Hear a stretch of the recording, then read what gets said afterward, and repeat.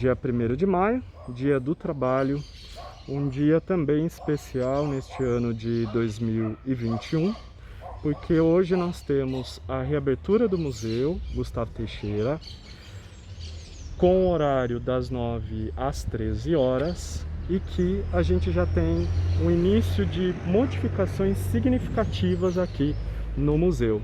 E aí eu vou mostrar então um pouquinho para vocês do que a gente tem aqui e do que nos espera para o futuro.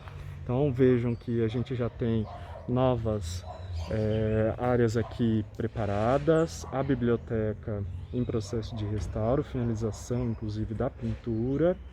E aí então a gente em breve também terá a Biblioteca Pública Municipal reaberta. Então vamos visitar o museu e ver o que nos espera, o que tem aqui de modificações, de novidades. Então vale muito a pena conferir. Então tá aqui inclusive álcool em gel para a gente então, né, se proteger e proteger os outros. E temos aqui a nossa Marina. Bom dia! Tudo bem, pessoal? Sejam bem-vindos ao Museu Gustavo Teixeira. A gente está muito feliz de estar abrindo as portas hoje. E aí então, vamos caminhar um pouquinho pelo museu para ver as novidades. A gente fez algumas mudanças aqui, então a gente começa aqui pela entrada do museu. Aí a gente tem aqui a nossa sala política, que antes era uma outra sala, nós mudamos para cá, para ficar um espaço onde dá para as pessoas andarem em volta da mesa, que antes não dava. Nós mudamos para cá. E aí aqui a gente mudou um pouco também o nosso anfiteatro, que antes ele tinha muitas cadeiras e agora ele vai ficar um espaço para exposição, para lives de música. Que legal! A gente, como não está podendo, né, por causa da pandemia, ter eventos ao vivo, a gente está fazendo várias lives e elas são gravadas aqui no museu, então esse espaço ficou para isso, até para os profissionais que estiverem envolvidos nisso ficarem com distanciamento, né, seguros. Então a gente tirou aqui as mesas e aqui também onde a gente faz as nossas exposições itinerantes. Era um espaço também que a gente não tinha antes, agora a gente tem. E o legal, né, Marina, é que a própria edificação, ela é construída de uma forma, né, com o pé direito bem alto, e isso areja bastante o ambiente. Sim, né? A gente abre todas as janelas e o ar circula muito de uma sala para outra também. A gente toma esse cuidado também para não ficar um ambiente fechado por causa, obviamente, da pandemia. Sempre com distanciamento de uma pessoa para outra, isso a gente toma muito cuidado aqui também. Perfeito. Os nossos protocolos são realmente protocolos. Perfeito. Aqui a gente tem a nossa sala da educação, né, que conta um pouco da história do colégio, né, do prédio do colégio e do colégio Gustavo Teixeira, né. Aí a gente mudou também essa sala, trouxe algumas novidades. Em breve a gente vai ter alguns QR Codes, né, na parede, adesivados, onde a pessoa aponta o celular e abre um vídeo para ela ver sobre a sala. A gente vai fazer essa interação multimídia, né, essa interação virtual também. Legal, legal.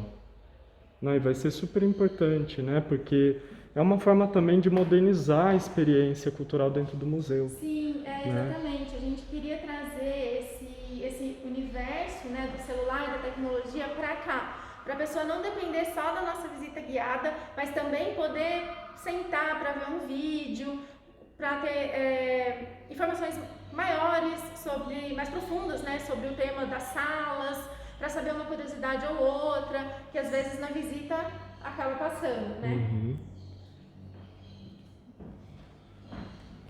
Então, só para vocês terem mais aqui uma visão da sala. E é interessante porque também tem vários objetos de dentista, né? E a gente fica, nossa, mas por quê? Né? Por que tem esses objetos? Cadeira de dentista. Para quem estudou aqui, né, no grupo escolar e na escola Gustavo Teixeira, a gente sabe bem porque tinha a salinha do dentista, né? O primeiro gabinete dentário de São Pedro foi aqui no Colégio Gustavo Teixeira, né? Esse serviço era oferecido para os alunos isso desde 1913, 1920 eu acho que foi, e na década de 20. E aí de lá para cá, enquanto o colégio funcionou como colégio, teve esse gabinete, eu acho que só nos últimos anos mesmo, de 2000 para frente, que não tinha mais. Aí por isso que tem todos os móveis que eram dali, a cadeira do dentista que era dali. E esse gabinete dentário hoje a gente fez uma sala lá que eu vou mostrar para vocês daqui a pouquinho, que é uma novidade também aqui do museu. Que legal. Então imaginem só, estudar num colégio que você fica ouvindo o motorzinho do dentista ao fundo. Tinha disso também, né? Tinha mesmo. Tinha mesmo. Essa é a nossa sala literária, que faz uma homenagem ao poeta Gustavo Teixeira aqui no museu, e a sua prima, Maria de Lourdes Teixeira, que foi a primeira mulher a fazer parte de uma academia de letras no Brasil. Esses são quadros do Paulo Caruso, que ele doou para o nosso museu. Ele é uma pessoa, uma figura importante em São Pedro, ele sempre vinha para cá, ele morou aqui um tempo, e ele fez esses quadros com base nas poesias do Gustavo Teixeira. E o interessante é que aqui, né, a gente tem as poesias que inspiraram, Isso, né, os desenhos, todas é as isso poesias mesmo? que inspiraram os desenhos, exatamente. Uhum. E aí então a pessoa, o visitante, né, ao ver, né, os quadros, ele pode então consultar aqui a poesia que inspirou, né, e tá a assinatura do Paulo Caruso aqui, né, então dá pra gente ter uma ideia.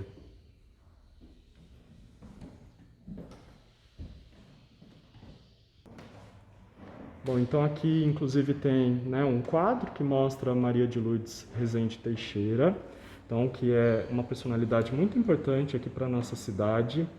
E eu diria, inclusive, que nas últimas gestões, né, do museu, especialmente na de agora, a gente consegue um destaque maior para ela. Como a Marina já informou, ela foi a primeira mulher a compor a Academia Paulista de Letras. Então, a gente precisa saber um pouco mais sobre essa história, conhecer um pouco mais sobre esta personalidade, e eu acho que é um papel importante aqui nosso, né, Marina? Sim. A Maria de Lourdes, ela tem uma relevância não só para São Pedro, por ela ser são pedrense, mas também para a história da literatura do Brasil, né? Ela foi uma escritora muito prolífica, ela escreveu vários livros e ela fez parte, foi a primeira mulher a fazer parte de uma academia de letras no Brasil, que era a Academia Paulista de Letras. Várias escritoras que se tornaram muito famosas depois fazem homenagens e que estão nas academias de letras, quando vão se pronunciar, falam da Maria de Lourdes, porque realmente o feito dela é um marco, né, para a história da literatura no Brasil. E a gente vai ter aqui no museu, na Semana Nacional de Museus, que vai do dia 17 de maio ao dia 23 de maio, a gente fez essa semana dedicada a Maria de Lourdes Teixeira. Então nós vamos ter 3 eventos aqui no museu, todos dedicados a ela. Uma roda de conversa sobre o livro mais famoso dela, que se chama A Carruagem Alada. Nós vamos ter uma exposição sobre a Maria de Lourdes, com fotos, recortes de jornal, algumas curiosidades sobre a Maria de Lourdes também aqui. A exposição começa no dia 17 de maio, a gente abre a exposição no dia 17 de maio. E nós vamos ter também uma contação de histórias sobre a vida da Maria de Lourdes Teixeira, que vai ser um vídeo que vai ser online para a gente conseguir atingir mais pessoas.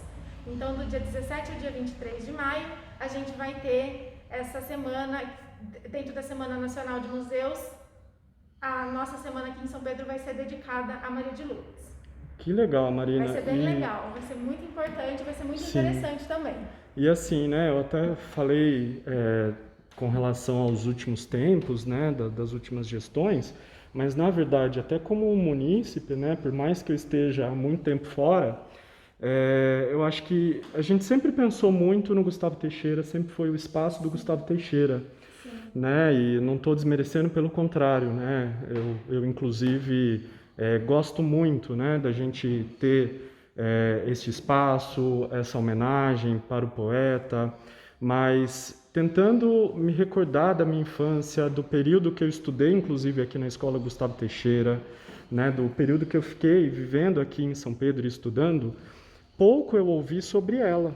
Isso é muito curioso.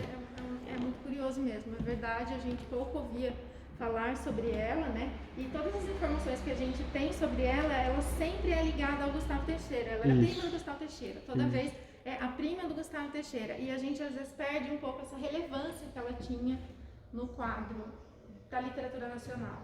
Com certeza. Então, né, esse movimento eu acho super importante, atual, contemporâneo, e assim, existe realmente essa necessidade da gente né, conhecer essa personalidade e trazer mesmo ela para que as novas gerações conheçam, né?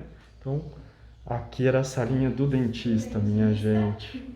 Onde nós criamos o nosso gabinete de curiosidades. Os gabinetes que de legal. curiosidades, eles são os precursores do museu, dos museus, né? Lá no século XVII,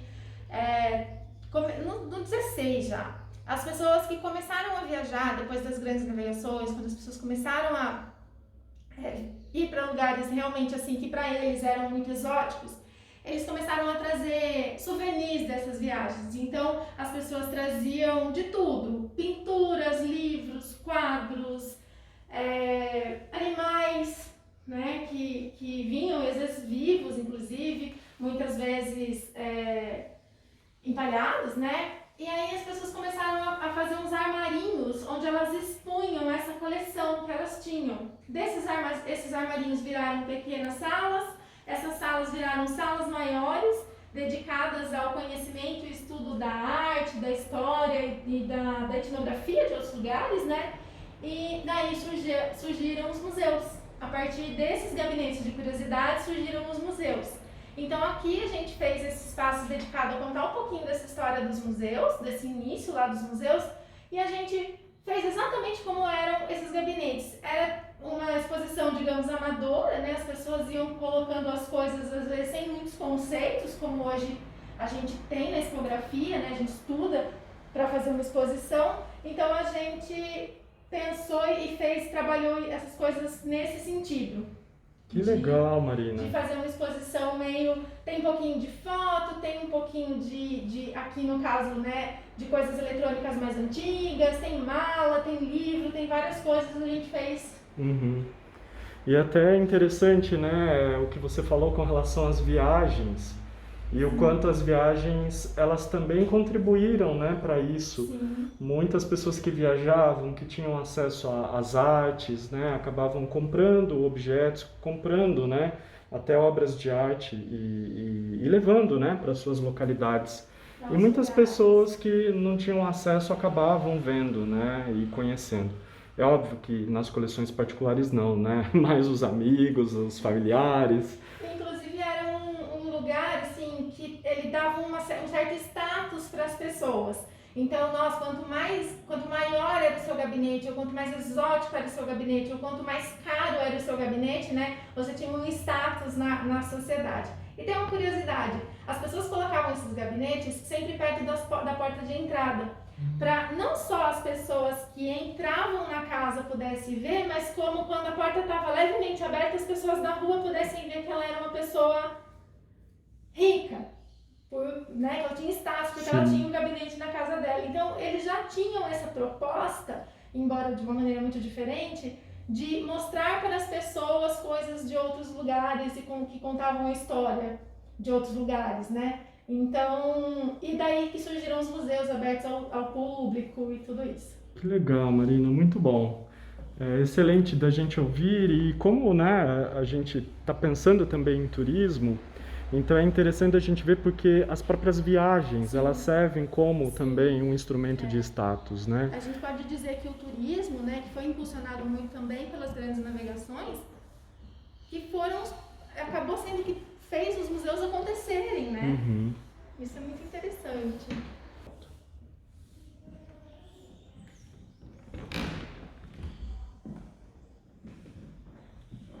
Essa sala fala um pouquinho da Revolução Constitucionalista, né, de 32. A gente tem aqui um acervo que foi doado por uma família de um dos revolucionários. É um acervo bastante amplo, fora as coisas que estão expostas, a gente tem mais coisas na nossa reserva técnica. E é um espaço bem interessante também, que são documentos que nem em todos os lugares a gente encontra para ver, né? E a gente tem a honra aqui do museu de ter essas peças. E é até interessante a gente pensar na própria data, né, da Revolução. Mesmo sendo aqui do estado de São Paulo, muitas pessoas não sabem a data do feriado. Por que é feriado 9 de julho, né? As pessoas não sabem. E tanto que assim, né, até pensando na vida escolar, geralmente em julho a gente está de férias, né? A gente sabe bem dos feriados quando está no período letivo. Da escola. Agora, quando está de férias, então a gente não se atenta tanto. E é muito comum as pessoas não se recordarem, né, desta data, do dia que é um Não feriado. saber realmente, como você disse, não saber do que se trata. Isso, exatamente. Aqui é a tradição do bordado, né, Marina? Um pouco da tradição do bordado, a sala do barbeiro. E aqui, então, né, como já mostrei em outros vídeos, né, o ponto cruz, que é muito famoso por aqui, né, então a gente tem a técnica, né, do ponto cruz muito marcante aqui no município. Então tem máquina antiga, olha só, a roca de fiar, então muito legal. Aqui também tem a parte do café, né? Isso, do café, da ferrovia, né, da Sorocabana, chegava até aqui para transportar o café. E um moedor de café, né, da época. Algumas peças ligadas à ferrovia, ali que era a peça que trocava o trilho dos trens, para o trem ir para um lugar e para o outro. Perfeito. Bom, vamos continuar então? Vamos lá. Já estamos quase finalizando. Sim. E aqui, essa parede aqui, né, Marina? Tem umas obras, e eu achei isso também muito interessante, da gente ter as obras fora das salas, né, nos corredores. Eu achei bem interessante também, porque amplia até a própria experiência mesmo, né, E são durante... obras de artistas de São Pedro, artistas locais, ou de artistas que doaram obras para o museu, né?